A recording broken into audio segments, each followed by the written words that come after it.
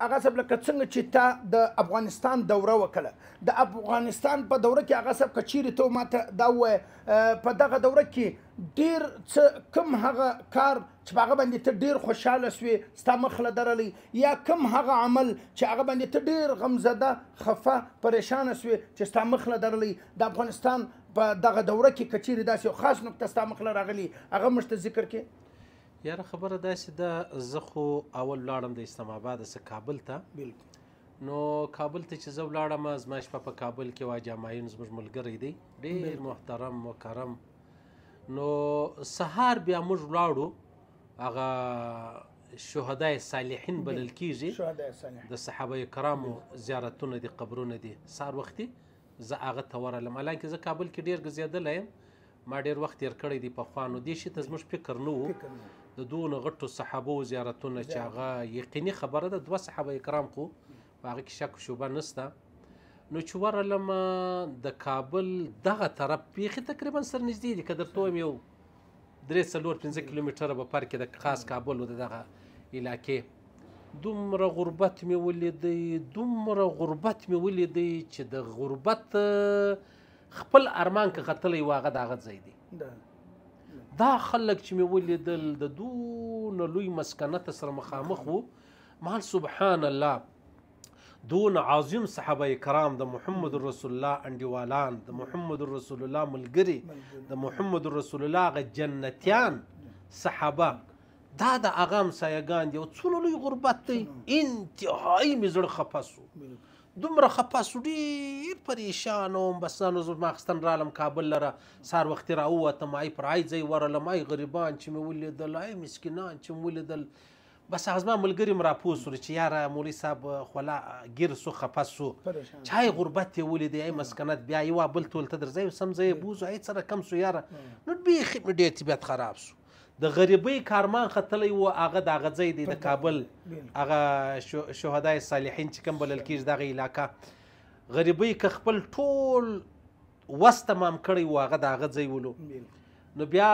بس ډېر مې زړه م وسوځل سو وس هم نه و څه مې کړي وای بیا یو هم نه و 2 هم نه و بس وچ کلک به دې ژړلې وای الله ته چې یا الله د دې صحابو په خاطر په برکت د دې کورونه ور آباد کا یاره کابل سی بیا کابل څونه قدیم ښار دی چې سلیمان علیه السلام به غرمې له راتلی خوب یې د هلته ته کوي ماپښین به برته تلی تا اندازه ولګوه نن دلته دا داسې بېوسې او اصل د کابل خلک هم تقریبا د هغه بلل کېږي دا ډېر دیخ کړلم بیا چې ډېر مطلب طبیعت مې برابر و ډېر خوند یې راکوي هغه د قندار والا محبت و قندار والا دومره احترام کړی دی دومره مینه دومره محبت که زه مطلب هر څو پر دې وغږېږم هغه خبرې لږ دي د دې خلکو چې ما کوم احترام ولیدی د دې اکرام ولیدی د دې عزت ولیدی د دې میلمستیا مې ولیده د دې درنښت مې ولیدی د دې زما سره هغه مینه او محبت مې ولیدی والله زه ډېر ورته حیران سولم بس بیا ما بلوز بیان کې څه خبره کړې ما زه د دې پوره وړی یم زه د دې دعاګو او د دې پوره وړی یم دا اوس کې چې دا کوم د مهاجرو سلسلې او خبرې روانې دي دومره دغ یم په دې خبرو باندې چې یو الله را خبر دی چې یا الله کاشکې مې په وسه څه وایي کاشکې په لاس کې مې څه وایي یا مې د دې خلکو عزت بچاو کړی وای یا مې مال بچاو کړی وای یا مې د دې مطلب هغه کورونه بچاو کړي وای یا مې د دې هغه امیدونه بچاو کړی وای کاش چې دومره وس مې درلودی خو خیر